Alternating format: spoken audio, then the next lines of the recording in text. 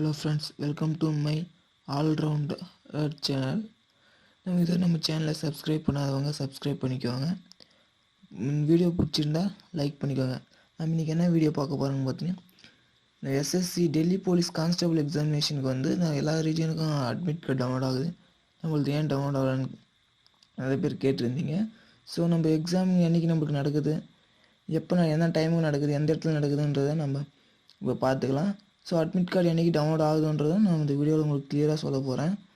நீங்கள் இந்த new tab உங்கள் ப்ரௌசருக்கு போய்ட்டு ssc.nic.in 2020 நம்ம கிளிக் பண்ணிவிட்டு அதில் ஃபஸ்ட்டு இருக்க இதை கிளிக் பண்ணிக்கோங்க.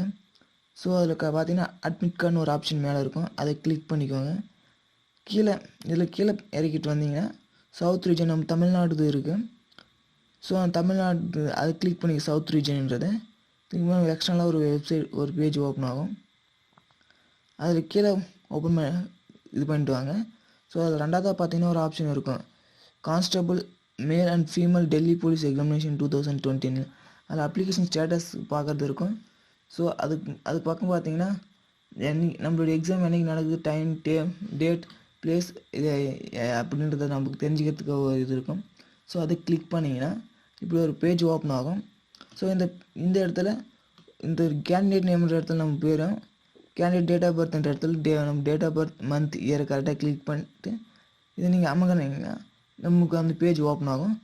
அது இல்லாதவங்க அது இங்கே ரிஜிஸ்டர் நம்பர் கொடுத்தோம், நம்ம டேட் ஆஃப் பர்த் கொடுத்தீங்கனாலே ஓப்பன் ஆகும். ஸோ 1 minute இருங்க, நான் இது ஓப்பன் பண்ணி காட்டுறேன்.